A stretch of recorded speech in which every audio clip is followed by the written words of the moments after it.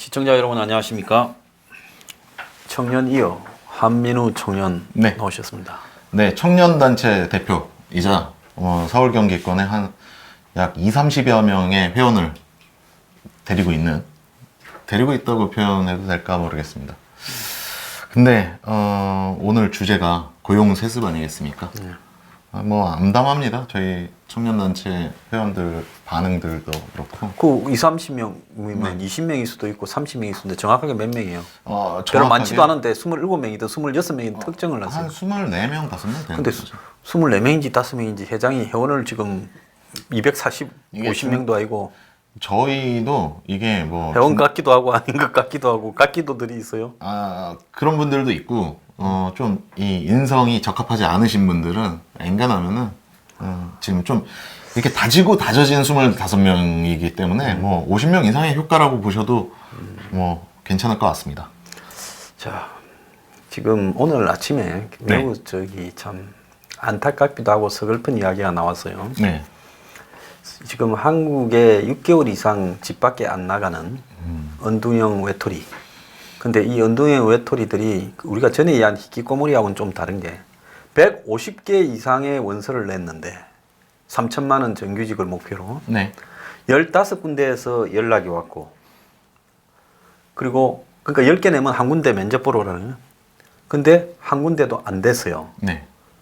그래서 결국 그 사람이 이제 실패를 하고 그냥 목표를 낮추어서 최저임금을 주는 계약직 자리라도 좀 찾아볼라 했는데 네. 그것도 안 됐어요. 그래서 지금 6개월째 방콕을 하고 집에 있는데 문제는 친구들하고도 관계가 뭐 원래 내성적이라서 안 만나는 것도 아닌데 자기 처지가 그러니까 연락도 안 하고 전화기에 번호 다 지우고 엄마만 만난다는 거예요. 그래서 이런 통계청의 조사에 따르면 그냥 집에서 있다라는 사람이 청년 미취업자의 20%에 달한다는 거예요. 아니 어느 정도 공감을 하고요. 예. 특히 저 이번에 저희 가게 그 가게 아르바이트생 뽑았는데 엄청난 결과가 나왔습니다. 경쟁률이?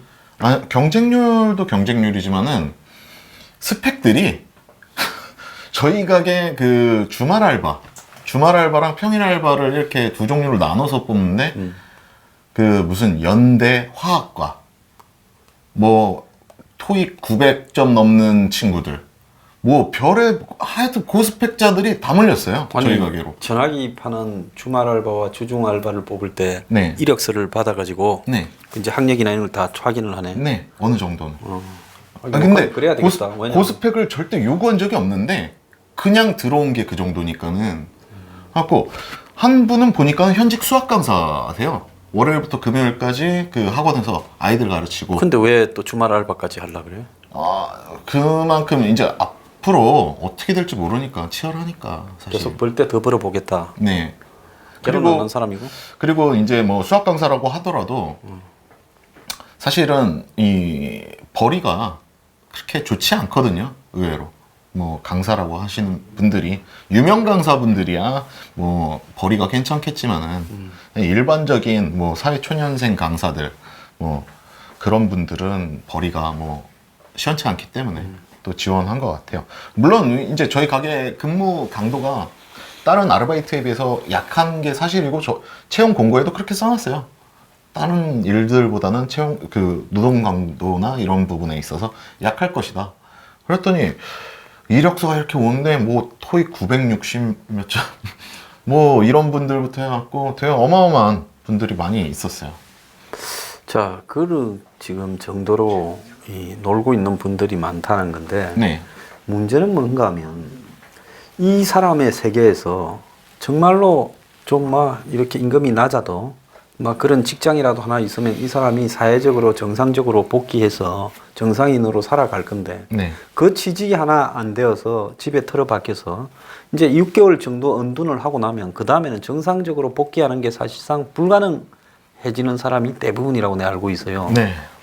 그래서 그거를 보면서 지난번에 이 서울 이 교통공사뿐만 아니라 여러 개 기관에서 벌어지고 있는 문정권 들어서 비정규직의 정규직이라는 이름 하에 10만 명의 비정규직이 정규직이 되어가고 있는데 근데 그런 자리들을 가족이라고 친척이라고 지인이라고 또 그거는 그냥 서류상으로 드러나는 거고 네. 서류상으로 드러나지 않고 솔직히 백으로 들어가는 게 훨씬 더 많을 거란 말이에요. 비정규직으로. 그렇죠. 계약직으로 뭐 백으로 넣는 게 어렵겠어요? 네. 어지간하면 되지. 네. 자, 그렇게 보면 한 사람을 죽이고 살리고 그 사람의 인생을 좌우하는 일이 이런 식으로 되어 간다면 이게 매우 불공정한 국가 아니에요? 매우 불공정한 국가고 기회도 균등하지 않고 어떤 그 경쟁 자체도 공정하지 않고 그냥 지금 청년들이 느끼기에는 좌절감과 상실감, 절망감 이런 것들이 더더욱 더해지고 그리고 좀 전에 우리 그 읽었던 뉴스에 29만 명, 9만 명의 집에 있는 분들 같은 경우에는 그냥 뭐 더욱더 그런 분들이 그 구석으로 들어갈 수 있게끔 하는 그런 요인인 것 같아요. 자, 그러면 정유라가 말 타고 이대 들어갔다고 촛불 들고 길거리로 나왔던 분들이 네. 사실은 뭐 재작년에 촛불의 원인은 정유라 최순실 네. 두 사람의 그 갑질과 네. 행포에서 비롯된 거 아니겠어요? 특히 그 말이 또 중요했죠. 그 잘난 부모, 그 잘난 부모, 그러니까 잘나지 않은 부모, 네 부모 탓을 해. 뭐 이런 식으로 얘기해요. 그게 분노회가 몇백만 명, 뭐 연인은 2천만 명이 촛불을 들었다는 나라에서 네. 지금 이 일에 대해서는 네. 이거 왜 분노하지 않는 거예요? 민노총의 갑질은 정유라 최순실의 갑질보다는 훨씬 조직적이고 네. 정유라야 저거 딸내미 하나 집어넣었지만은 조직적이고 체계적이고 아주 많은 숫자가 들어가고 그것도 네. 민노총뿐만 아니라 우리 사회의 상류층 권력층들이 대부분 이런 짓에 가세를 했는데 그게 왜 그런지 저는 정확히 알고 있거든요. 왜 그래요? 그 지금 자유한국당에서 그때 서울시청 가갖고 막 그렇게 하고 그러지 않았습니까? 네. 그러면서 이제 그 국정감사 뭐 파행이다 뭐 어쩐다 그랬는데 사실은 이렇게 된 데에는 물론 이 정유라 최순실이 어떻게 보면 그런 쪽으로는 시발점일 수도 있지만은 이 권성동 의원 강원랜드 작년에 좀 자유한국당 의원들이 약간 미온적인 태도를 보였거든요. 권성동 의원 아니. 그때 당시. 그러니까 내 말은 자유한국당이 이 문제를 집중적으로 제기했지만은 네. 지금 제기되는 문제는 사실이잖아요. 네. 그리고 그 사실은 현 문정권에서 벌어졌던 네. 문정권의 탄생에 기여했던 민노총이나 실력자들을 중심으로 벌어진 일들일 거 아니에요. 젊은 층들 입장에서는 어색하죠. 왜 어색해? 그러니까는 마치 이런 거예요. 매일같이 평소에 자유한국당이 그 청년 문제에 관심이 너무 많았던가, 뭐 청년 문제에 대해서 뭐 집중적으로 이렇게 뭐 견제를 한다던가, 야당과 여당 사이에서 그랬던 거라면은 어떻게 보면은 많은 사람들이 공감대를 느꼈을 수도 있어요. 근데 이게 약간 정쟁적인 요소로 비춰졌던 부분들이 있어요. 일반 청년들한테는. 근데 네. 정쟁이 이전에 네. 서울교통공사 같은 경우에는 김군이라고 네. 구의역에서 19살짜리가 네. 130만 원 받고 거기에 그 직접 수리하러 나가는 사람 외에는 네. 민노총에서 저 교통공사에서 네. 퇴직하거나 이런 사람이 월급 두세 배 받으면서 일도 별로 안 하면서 굴림하면서 네. 그 사람이 데모하러 가는 차 바람에 네. 따라 나갈 사람이 없어서 혼자 나갔다가 차에 치였는데 두 명 갔으면 그런 일이 없었을 거 아니에요. 네, 그죠. 그러면 적어도 그때 구의역 김군 때 그렇게 많은 사람이 가서 포스트잇을 붙이고 장미를 놓고 뭐 백합을 놓고 애도를 표해놓고 네. 이게 아무리 한국당이 문제를 제기한다 하더라도 네. 세상의 문제들을 그러면 문정권은 항상 관심을 가졌기 때문에 문정권이 그런 부분에서 이율 배반적이고 위선적으로 행동한 거는 별로 흥분이 안 되고 한국당은 평소에 관심이 없다가 이런 걸 정쟁으로 이야기한다면 그거는 뭐 한국당이 원래 그런 놈들이기 때문에 이 문제는 흥분 안 하고 그러니까 일반 이렇게 불공평한 게 어디 있어? 그러니까 저희 같은 경우에는 뭐 저희처럼 어느 정도 정치적인 포지션이 정해진 사람들이라고 한다면은 지금 말씀하신 거에 대한 격한 공감을 하는데요. 그러니까 제가 말씀드리는 건 지극히 일반적인 청년들 기준으로. 만약에 진짜 일방적인 청년들이 이런 식으로 사고를 한다 그러면 네. 제가 봤을 때는 네. 너들은 죽을 때까지 그냥 빌빌 싸다가 끝날 거야. 예? 세상에 이런 객관적이어야 돼. 네. 문재인이 잘못하고 그 과거에 그 박근혜 쪽을 공격을 해서 그 집에 보내고 정권을 뒤집어엎고 잡았으면 그다음에 문재인이 잘하면 지지를 해야 되겠지만은 잘못하면 박근혜 때 촛불 들었던 것과 똑같은 강도로 같이 들어야지. 네. 한국당이 거기에 왜 끼어들어? 그건 별개 문제지. 그러니까 그런 거죠. 이미지도 한 몫을 하는 것 같아요. 이미지도 그동안의 이미지도. 왜 지극히 이건 제 의견이 아니고 그냥 일반인들한테 저는 항상 물어봐요. 저희 알바생들이라던가 뭐 어린 친구들한테 저보다도 더 어린 친구들한테 그리고 자유한국당이 막 갑자기 이제 청년 문제 지금 그 시위하는 거 보셨어요? 이렇게 자유한국당 의원들하고 이렇게 청년들 몇 명 섞여 있더라고요. 섞여 있는데 뭐 평상시에 진짜로 어떤 청년 문제에 대해서 심도 깊게 정책 대결이라던가 이런 것들을 했다고 한다면은 자유한국당의 그거에 같이 그 공감을 할 수는 있죠. 그러니까 예전에도 제가 한번 지적했던 말인데 뭐냐면은 민주당이 못난 건 맞아요. 민주당이 못났고 실력도 없는 것 같아요. 젊은 청년들이 봤을 때. 근데 걔네들은 적어도 응답은 해준다는 거죠. 자꾸 위하는 척은 해준다는 거죠. 그러니까 청년들이 가지고 있는 일반 청년들이 가지고 있는 기본 마인드 중에서는 항상 자유한국당이나 이런 쪽에서는 이 평상시에 청년 문제에 관심이 없다가 갑자기 이렇게 이 문제가 불거져 나오니까 이게 약간 정쟁처럼 비춰지는 요소도 있고 함께 하기에는 뭔가 어색한. 그러니까는 그거를 지지해주고 싶어도 그 중간다리 역할을 할 수 있는 사람들이 없는 거예요. 당 자체에. 지금 자유한국당도 뭐 청년위원회 다 있지 않습니까? 지역별로? 아니 근데 네. 솔직히 말하면 운동권의 생리는 내가 솔직히 어떻게 돌아가는가를 빠삭하게 경험으로 다 아는 사람인데 네. 지금 민주당에서 만약에 이런 문제를 가지고 문제를 제기할 때 네. 자기들의 후배들이 맡고 있는 청년 단체, 사회단체에 연락해서 네. 어떻게 좀 움직이라. 네. 촛불 같을 때도. 네네네네네. 응? 걔들이 중심에 서라 해서 처음에 네. 걔들 한 5천 명, 네. 2천 명이 촛불 들고 며칠 하면서 네. 분위기 잡으면서 사람들이 이제 노조에서 동원하고 단체별로 동원하면서 기본 한 2, 3만 명 되니까 네. 그게 이제 붙기 시작해서 저렇게 됐단 말이에요. 네. 자, 그렇기 때문에 내가 지금 하고 싶은 이야기는 청년들이 사고를 매사를 그렇게 정치적으로 한마디로 받아들이면 네. 한국당은 그런 이 기반이 없지 밑에. 왜? 한국당이라는 자체가 운동권 출신들이 장악한 당이 아니기 때문에 그래서 한국당이라는 거는 당의 지구당 조직 말고는 사람을 동원할 조직이나 직능 조직이 별로 없어요. 네. 자, 그렇지만은 그런 어떤 부분을 가지고 그것이 마치 민주당은 젊은 사람들의 의사를 들어주고 한국당은 아예 그냥 젊은 사람들을 구색으로나 갖춘다고 이렇게 평가를 하면 난 그것도 또 잘못된 거라고 봐. 대표적인 게 그러니까 걔네가 그 주장하는 것 중에 대표적인 게 그거 아니겠습니까? 뭐 어른들이 미안해 세월호 사건 때 걔네는 자꾸 뭐 아니, 놀러 가다 죽었는데 어른들이 미안할 게 뭐 있어. 네. 나는 하나도 안 미안해. 걔네들이 자꾸 그러니까는 표면상에 그런 얘기들을 해준단 말이죠. 아니 그러니까 표면상으로 이야기를 하는 말 중에도 사람은 이 세상에서 자기 지분을 자기가 챙기고 자기가 천대받지 않으려면 남들이 하는 이야기 중에 적어도 나이가 20 넘으면 옳은가 그른가를 가리려고 하는 능력은 있어야지. 그들이 그렇게 말만 하면 처음에는 속을 수 있어. 네. 지금 와서 이제 한 민주당이 그렇게 한 지가 한 20년 돼. 그럼 한 20년쯤 지났으면 저들이 저렇게 하는 것도 저놈들도 거짓말이다. 이놈들은 아예 좀 어떻게 보면 거짓말도 잘 못하는 우리한테 관심이 덜한 집단이고 이놈들은 거짓말만 뺀질이 하지 실제로는 잡고 나니까 저들만 해먹는 네. 악질들이다. 그러면 두 놈 중에 어느 놈이 더 나쁜 놈이냐? 제가 볼 때 둘 다 나쁜 놈이야. 네. 근데 적어도 이 사람들은 모질라 가지고 위선적이질 않지만 여기는 위선적이지. 네, 그렇다면 이 문제에서 두었을 때 정당을 기반으로 해서 우리를 위하냐 아니하냐를 가지고 이 문제에 대해서 이렇게 반응을 무반응일 수 있냐. 그걸 보면 우리 사회의 어떤 문제를 가지고 터주고 폭발시키는 구조에 네.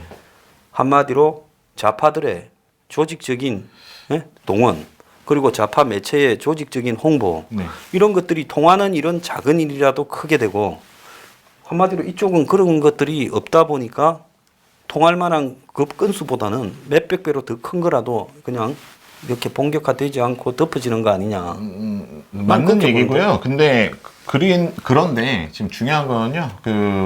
지금의 또 젊은 10대, 20대들 있지 않습니까? 10대, 20대들 같은 경우에는 어떤 지금의 뭐 민주당 정권에 대해서 뭐 지금 북한과의 관계라던가 대외적인 외교, 그 현재 경제 상황 이런 것들을 봤을 때 지금 문 정권에 대해서 비판적으로 보고 있고 그 운동권 아까 말씀하신 거 있잖아요. 민주노총과 연계하는 그런 운동권 세력들이라던가 이런 세력들이 저는 오래가지 못할 거라고 보거든요. 의외로. 왜냐면은 지금 걔네들도 마찬가지예요. 보수가 사실은 어떻게 보면 제가 좀 전에 말씀드렸던 것처럼 젊은 청년과의 중간다리의 역할을 하는 사람이 없었던 것과 비슷하게 걔네들도 지금의 10대, 20대들 있지 않습니까? 지금의 10대, 20대들과 연결될 수 있는 그 운동권 같은 게 없어졌어요, 지금은. 왜냐면은 사실은 그 운동권 생활이나 뭐 이런 거 보면은 뭐 다들 뻔하지 않습니까? 뭐 농활이니 뭐니 뭐 이렇게 뭐 하면 50대, 40대 이후에 네. 30대 초반부터 네. 20대는 완전히 단절됐지. 네. 지금 운동권은 30대 초반부터 20대 운동권은 그야말로 뭐 민중당이나 이런 네. 쪽에서 작정을 하고 통진당 세력이나 네. 그 자기들이 포섭한 극소수 뭐 몇십 명 네. 이런 정도 외에는 운동권이라는 존재 자체가 거의 사라져버린 근데 대학 아니에요. 그 운동권이라는 것도 결국에는 위계도 있고 서로 간에 어떤 권력 다툼도 있고 근데 요새 젊은 애들이 그런 문화에 접하기에는 조금 거부감이 있죠. 그래갖고 요새는 저는 긍정적으로 봐요. 요새 좀 젊은 진짜 어린 청년들 있잖아요. 어린 청년들이 뭐 문재인에 대해서 호의적이다? 절대 안 그렇거든요. 근데 나 하나 궁금한 게 네. 지난번에 그 남북의 그 뭐냐 네. 올림픽 한다 할 때 여자 그 저기 아이스하키 단일팀 문제 네. 가지고 그렇게들 흥분했잖아요. 네. 인터넷에. 네. 그건 저거 문제도 아니고 그냥 사회에 저하고 아무런 상관없는 문제인데 기분이 나쁘다. 네. 공정성에서. 그래가 흥분했잖아요. 네, 맞습니다. 근데 저거 문제에서 이런 일이 벌어졌고 적어도 지금 나오는 예들이나 이런 것들을 보면 수백 수천 단위로 조직적으로 취업 비리가 저질러졌어요. 네. 자, 그러면 비정규직이 정규직이 되는 데서 취업 비리라는 거는 첫 번째로 남들은 죽으라고 시험을 쳐갖고 해도 3배수야. 최고치가 3배수야. 네. 그럼 3배수에서 내가 떨어지는 거는 면접 보러 가면 3배수야. 시험 성적 서류 다 통과해서. 네. 그럼 공부로서는 신이 돼야 그 3배수 안에 들어가는데 3배수로도 내가 왜 떨어졌는지 이유 설명도 안 듣고 떨어져 버려. 그렇죠. 자, 그런데 거기까지 가려면 정말로 공부해서 달인이 돼야 되는데도 그렇고 그 다음에 비정규직으로 간 사람은 그야말로 시험도 안 치고 그냥 들어갔다가 네. 형식적으로 시험 치는 거 하면서 94% 합격을 넘기면서 정규직이 돼. 그런데 이렇게 되는 과정에서 비정규직을 이렇게 많이 만들면 정규직화 시키면 네. 기존 정규직 뽑는 인원도 줄어들어. 근데 솔직히 얘기해서 그 말씀하신 거 다 맞는데 근데 자유한국당이 너무 마케팅 이걸 문제를 네. 자유한국당으로 문제를 이야기를 할 게 아니라 내가 지금 정당의 문제가 아니고 네네네. 청년들이 왜 이걸 분노하지 않는가에 대해서 이야기하는데 왜 자꾸 네. 함청년은 자유한국당을 걸고 나 한국당 안 좋아하는 사람이야. 네네. 근데 이건 한국당하고 관계없는 문제잖아. 결국에는 그렇긴 한데요. 그렇긴 한데 걔네들이 항상 그동안 움직여 왔던 것들을 쭉 보시면은요. 저도 이런 문제에 있어서 저도 청년단체 대표이기 때문에 저도 나가서 어떻게 보면 시위할 수도 있고 그렇거든요. 저도 그런 활동들을 할 수 있는데 정확히 얘기하면은 어떤 그런 정당 차원에서의 지원이 없이는 이런 것들에 대해서 청년들이 대놓고 분노하고 조직적으로 이렇게 우르르 나와갖고 하고 그럴 수가 없어요. 현실이. 그러려면 이야기가 어떻게 가야 되는가 하면 네. 과거에 정유라 문제나 이런 것들이 된 거는 정당 차원에서 조직적으로 기반을 준비해서 이 일이 커졌다. 네. 그런데 한국당은 그런 정당 차원의 조직을 할 수 있는 기반이 안 되기 때문에 네. 조직화 안 된다. 이렇게 말을 해야 되지. 한국당이 마치 미워서 내가 한국당 편들지 않아. 평소에 비판을 제일 많이 한 네. 사람 중에 한 명이야. 그렇지만은 내가 지금 이야기를 하고 싶은 부분은 우리가 흥분이라는 것은 공정하게 해야 되는데 그 아이스하키 팀 여자를 지휘하고는 관계없는 일에도 그렇게들 흥분하고 댓글 달고 하던 사람들이 네. 이번에 이 일이 지금 한 2주째 이렇게 진행되고 있는데도 도대체 이거는 기본적으로 이 사람이 태어나서 네. 군대, 학교, 취직 이런 어떤 그 사람의 인생과 관련되는 부분에서의 엄청난 침해를 하는 거고 이런 식으로 전부 들어간다 하면 공신이 뭐 이런 게 필요 없을 정도 아니야. 근데 왜 이런 문제에 대해서 젊은 사람들이 이렇게 그러니까 흥분하고 붕괴하지 않는 심리 구조가 뭐냐. 내가 그걸 묻고 싶은 거야. 근데 그게 전부 다 한국당 때문에 그렇다라고 나는 그 말에는 동조를 못 하겠어. 그 지금 제일 언론에서 많이 주장하고 있고 그러는 세력이 지금 자유한국당이 맞거든요. 근데 얘네들이 그냥 고용비리라던가 이런 포괄적인 단어들을 계속 잡았어야 되는데 계속 이제 공기업 비리 뭐 이런 식으로 지금 프레임을 잡았거든요. 그러면은 청년들 중에서는 공기업에 취업하려는 청년들도 있겠지만은 공무원 되려는 청년들은 공기업 문제에 대해서 관여 안 하고 아니 있거든요. 공무원이나 뭐 공기업이나 솔직히 봐서 공무원도 보면 지금 비정규직을 정규직화 하는 숫자들이 굉장히 많아요. 네. 그러면 결국 30대 1이 40대 1이라는 거는 공기업이나 공무원이나 경쟁률은 비슷해. 네. 근데 마치 공기업 시험 치는 사람은 공무원들은 공기업 비리에는 무관하고 네. 그렇게 볼 수는 없을 것 같아요. 아니 공사기업들이 채용 공고를 내는 방식을 보게 되면요, 사실은 그게 뭐 소리 소문 없이 채용하고 사라지고 이렇게 되거든요. 일반 취업자의 시선에서 사실 취업이라는 게 그렇지 않습니까? 뭐라도 하자, 약간 그런 마인드가 내포된 상태에서 취업을 준비한단 말이죠. 그럼 대표적으로 취업할 수 있는 곳이 이제 공무원 준비도 있겠지만 일반적인 공무원 준비를 제외한 그 일반 기업에 취업하려고 하는 사람들은 공기업이든 사기업이든 대기업이든 가리지를 않는다는 거죠. 가리지를 않는데 공기업들 채용 공고가 소리 소문 없이 나왔다가 사라지고 이러니까는 상대적으로 일반 대기업에 취업하려는 청년들보다는 그 공기업에 취업하려는 청년들이 굉장히 적어요. 자, 그런데 이제 내가 이야기를 좀 하고 싶은 거는 말 타고 대학 들어가는 사람 1년에 몇 명 돼? 뭐 좀 있지 않겠습니까? 그래도 몇 명 되겠어? 몇 명 안 되죠. 두 자리 되겠어? 두 자리까지는 안 되죠. 그러면 두 자리도 안 되는 문제를 가지고 개거품을 물고 다 흥분해서 네. 지일이야? 그런데 지금 적어도 몇 천쯤은 돼 보이는 이런 채용 비리. 네. 지금 10만 명을 비정규직을 정규직화 시키는데 네. 그 중에서 다시 신규 이 시험을 쳐서 네. 경쟁하는 거는 15,000개밖에 안 되고 85,000개의 공적 기관의 취업이 시험 없이 네. 뒷구멍으로 들어온 놈이 조용히 그냥 정규직이 되고 있어요. 그 신분에 완전히 엄서제도도 그런 엄서제도가 없지. 조선시대 때 엄서제도처럼. 네. 그럼 이렇게 광범위하고 벌어지고 있는 문제는 적어도 우리 사회 곳곳에 만연해 있는 건데 네. 왜 이런 문제에 대해서 자기 일처럼 자기 일인데 흥분하지 않고 다들 그냥 그런가 하고 다 쳐다보고 있어요. 그러니까 뭐 저도 답답합니다. 그냥 그런 청년들의 어떤 심리 상태라던가 의견을 전달하는 입장에서 사실은 저도 답답해요. 저도 답답한데 사실은 제가 이런 말씀드리기 참 애매하지만은 정치에도 마케팅이 있는 것 같아요. 정치적인 부분에서도 이런 사회적인 부분에서도 마케팅이 있는데 사실 마케팅을 잘 못했어요. 저는 그렇게 판단하고 있거든요.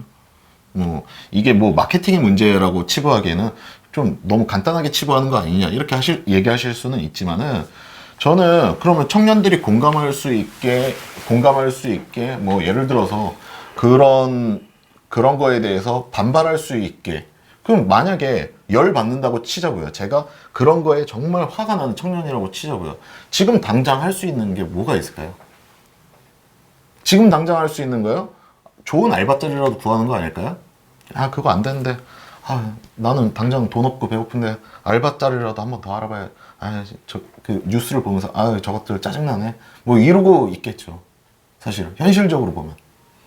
근데 그만큼 저는 뭐 아까도 뭐 자유한국당을 얘기해서 참 어떻게 보면 자유한국당을 그런 식으로 얘기하려고 한 게 아니고 제일 먼저 그 채용비리나 이런 것들에 대한 프레임을 먼저 잡아놓은 게 자유한국당이면은 그 동력을 더 살릴 생각을 해야죠. 청년들을 더 빨아들여서 야 너희들 지금 이 사회에서 이런 일들이 발생하고 있어. 이거는 정말 잘못됐다고 생각하지 않니? 너희들이 한다면 우리가 더 도와줄 수 있어 라고 한다면은 저 같은 사람 안 나오겠습니까? 저 근데 요새 저한테 제가 이제 청년단체를 하고 있잖아요. 저한테 너 요새 왜 집회나 시위 안 나오니 뭐 이런 거 물어보시는 분들이 있는데 제가 이게 안 나올 수밖에 없어요. 저는 제가 예전에 그 세월호 그 친구들하고 싸우면서 제가 딱 문정권 들어오자마자 벌금 200 맞았거든요. 저 도와주겠다고 하던 보수 어르신들 뭐 이런 분들 저 다 배신했고 전화하니까 모르는 척하고 그러면서 내가 생각해보니까는 저희 애들을 전과자 만들기가 싫은 거예요. 저희 애들이 행동력 되게 좋거든요. 행동력도 되게 좋고 응집력도 좋고 우리가 뭐 하자 이건 잘못됐다 라고 하면은 거기에 대해서 충분히 토론하고 만약에 그 토론 결과가 합리적인 거라고 한다면 애들 다 나와갖고 하는데 제가 나오지 말라고 해요. 애들 괜히 그런데 나가갖고 전과자 만들기 싫어서 얘네들 취업도 해야 되거든요. 저희 단체 회원들. 그러니까는 반대로 그러면 진보 진영 쪽에서 한번 보자고요. 진보 진영 쪽에서 이런 이슈가 발생을 한다. 진보 진영이 이게 뜯어서 진짜 어떻게 할 수 있는 이슈다. 이런 게 발생하고 그런 집회 나가고 문제 생기면은 또 어떻게 하시는지 아십니까? 보수 쪽에서는 보수 변호사라고 하셨던 분들, 저 도와주신다고 하셨던 분들 다 배신하고 모른 척하고 그러고 있을 때 걔네는 민변이 바로 와갖고 처리해줘요. 근데 이거를 가지고서 괜히 그런 거 집회나 시위 나오라고 했다가 얘네들 까딱 잘못하다가 전과자 만들어갖고 취업도 안 되게끔 뭐 이렇게 하면은 저는 진짜 면목이 없거든요. 제가 청년단체 대표지만은 한편으로는 이 사람들하고 같이 의견을 내는 것도 중요하지만 한편으로는 지켜야 되는 입장이거든요. 이 사안이 정말로 이거 열받는 사안 맞아요. 말이 됩니까? 이게 지금 뭐 마사회 지금 제가 준비해 온 게 서울교통공사 마사회 또 뭐 강원랜드 뭐 수도 없이 많습니다. 지금 지방에 있는 뭐 항만공사 뭐 이런 데까지 하면 수도 없이 많습니다. 수도 없이 많고 이 말이 안 되는 거죠. 말이 안 되는 건데 이 불만을 표출하고 할 수 있게끔 좀 어떤 장을 만들어줘야 되는 것도 어른들의 역할 아닐까요? 저는 개인적으로 좀 그렇게 생각하는데 나는 이렇게 봐요. 문정권이 경제를 거의 이렇게 붕괴를 시키고 있고 또 북한과의 관련 부분에서 네. 이제는 얼마나 친북에 몰두하느냐. 네. 이렇게 경제 위기의 와중에 북악산에 올라가서 기자 끌고 네. 그러면 거기서 기자들 앞에 정말 주식이 붕괴되고 259조인가가 날아갔어 한 달에. 누군가 재산을 다 잃은 거야. 그러면 이런 상황에 대해서 정말 안타까움을 느낀다. 네. 내 경제 정책에 대해서 반성하고 또 앞으로 이 경제팀들을 다 갈겠다. 그리고 미국하고의 관계가 이런 부분에 보이는 것 같으면 내가 반미처럼 보이는 건 전혀 사실이 아니다. 네.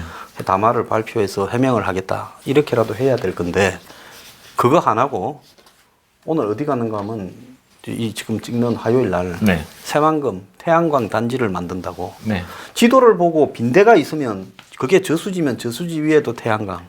새만금에 거기 지금 30조를 들어가 쓸데없는 짓 된 거예요. 옛날에. 네. 그 막아가 뭐 할 건지도 모른 채 막은 거야. 그랬는데 거기에 지금 대부분이 물이고 일부만 매립해놨는데 그 위에 또 전부 태양광을 깔겠다고 오늘 지금 전북에 가서 태양광 선포식을 했어요. 새만금에. 그래서 이는 좀 정신이 나가도 내가 볼 때는 많이 나갔다. 국가도 아니다라고 보이는데 네. 그런데 지금 문정권에 대해서 유일하게 쏟고 지원하던 사람들은 뭔가 하면 나는 그건 이해를 해요. 보수가 굉장히 많이 잘못 처신을 했어요.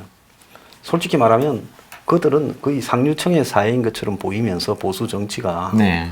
한마디로 그들끼리의 커넥션을 가지고 살아가는 것처럼 보이면서 서민하고 거리가 굉장히 멀어졌고 네. 이 정권이 능력이 없고 무능해서 그렇지 적어도 기회는 균등 무슨 뭐 과정은 공정 결과는 정의를 추구한다. 그게 이 정권에서 유일하게 같은 거짓말을 해도 나는 저놈들 믿으란다고 하는 근거가 그거였는데 이번에 이거를 보면 문이 당선되고 다음날 어디 갔어요? 인천공항공사 가서 네, 그렇죠. 거기에 다 모아놓고 비정규직을 전부 정규직화 시키겠다고 선언을 했어요. 일자리 상황판 만들었잖아요, 바로. 그리고 공무원을 임기 내에 17만 명을 네. 채용하겠다 했어요. 예? 그렇게 해서 이 일이 지금 벌어졌는데 네. 이 벌어진 일의 소동을 보면 그 불쌍한 젊은 애가 지하철에 스크린도어에 노조 데모하러 나간 그 때문에 혼자 나갔다가 죽었는데 그 죽음을 가지고 전부 이렇게 일자리 장사를 해먹어. 이 정도면 이건 분노가 아니라 정말로 횃불을 가지고 다 태워버려야 돼. 그런데도 불구하고 분노도 솔직히 말하면 세월호가 안 됐으면 영흥도에 낚싯배 간 사람도 안 됐고 제천에서 목욕탕에서 타 죽은 분들도 안 됐고 네. 거기도 얼마나 잘못 구조했어. 목욕탕. 예? 영흥도도 출동하기까지 몇 시간이 걸렸잖아. 네. 예? 배가 없어가 차를 타고 와가 출동했잖아. 자, 목욕탕에서 돌아가신 분들은 진짜 개죽음했지. 그런데 구조에 실패가 있었잖아. 그런데 목욕하러 갔다가 타 죽은 분은 예? 참 안타까운 게 아니고 세월호는 우리 전부가 슬퍼해야 되고 전부 공범이요. 아니죠. 그러니까 이 대중들이 어떻게 이렇게 나는 이중적으로 사고를 하냐. 난 그게 지금 우리 뉴스 브리핑은 항상 세상을 갖다가 공정하게 보자라는 입장이에요. 이념을 떠나가지고. 맞습니다. 어떻게 죽음의 무게가 뭐 다르겠습니까만 뭐 또 그런 부분들도 있는 것 같아요. 그러니까는 뭐 문재인이 왜 지난 대선 과정에서 젊은 청년들의 지지를 얻었지?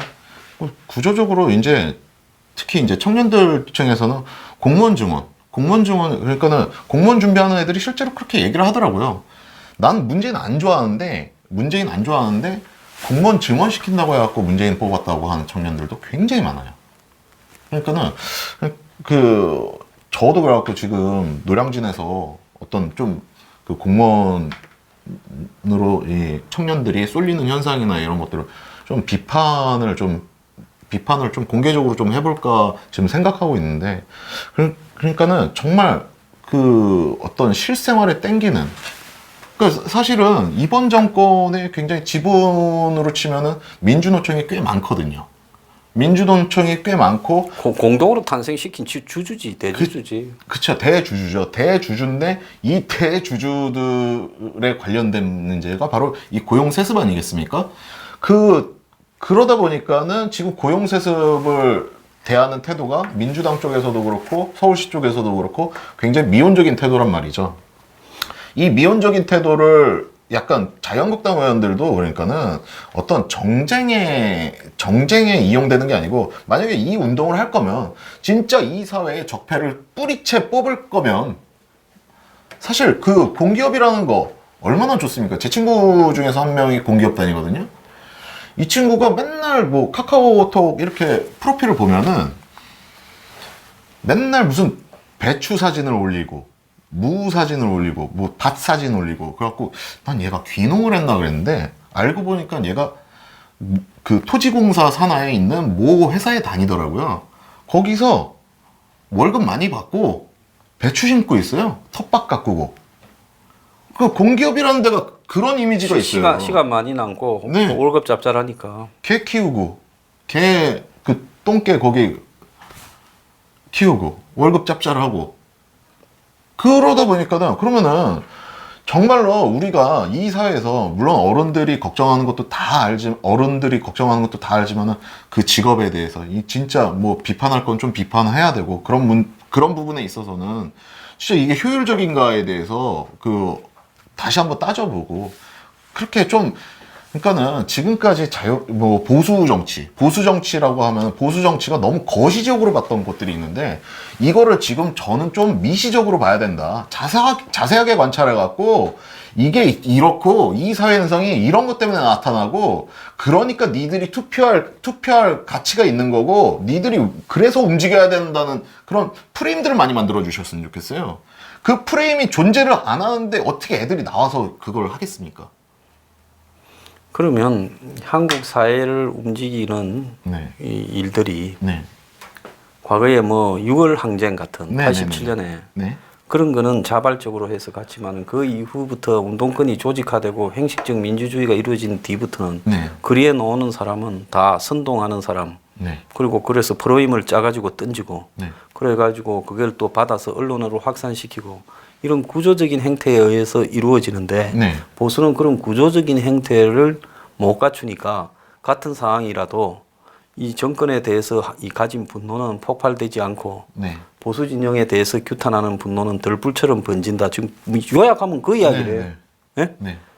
자 그러면 이제 뭐 지금 솔직히 이 뭐 지금 주말마다 집회를 하고 또 뭐 나가서 문재인을 탄핵하자 하는 사람들 숫자가 좀 늘어나지만은 네. 결국은 이런 구조로는 문재인을 거리에서 탄핵시키기는 불가능하고 네. 결국은 내가 작년 1년 전쯤에 이야기한 것처럼 경제가 다 망가져서 이제 먹고 살기가 힘들어져서 전 국민의 절반이 거지꼴이 났을 때 이제 도끼 들고 나서는 수밖에 없겠다. 이제 그렇게 해석이 되는 거네요. 그나마 인터넷상에서 보수적인 성향을 가진 청년들이 나타나기 시작한 게, 뭐, 그 중에 저도 있겠습니다만, 그게 2013년, 2014년, 2015년에 뭐 집중적으로 많이 나타나는 것 같은데, 제가 아까 말씀드린 거의 연장인데, 대표적인 게, 물론 지금 그 민주당 쪽에서나 뭐 이 진보 쪽에서 얘기하는 것들 프레임 잡아갖고 나오는 것들 이런 그 중에 대표적인 게 뭐 세월호겠지만은 그 이전에 광우병이라는 게 있지 않았습니까? 그 이전에 그 광우병 그 선동 당시에 그때 뭐 미국산 소고기를 먹으면 뇌에 구멍이 뚫린다. 5년 이후에. 뭐 그런 식으로 선동했단 말이죠. 그때 앞장섰던 PD가 지금 MBC 사장하고 있잖아요. 네. 근데 그로부터 정확히 5년 후 2013년, 2008년에 광우병이 있었으니까 2013년부터 제가 좀 전에 집중적으로 나타났다고 했는데 뇌에 구멍이 안 뚫리거든요. 다 선동이었고 거짓이었다는 거를 몸소 체감하니까 그때서부터 이제 보수 성향을 가진 청년들이 인터넷상에서 굉장히 많이 등장을 했던 거거든요. 그러니까는 결국에는 그때 당시에도 광우병 파동 얼마나 컸습니까? 파급력 얼마나 컸습니까?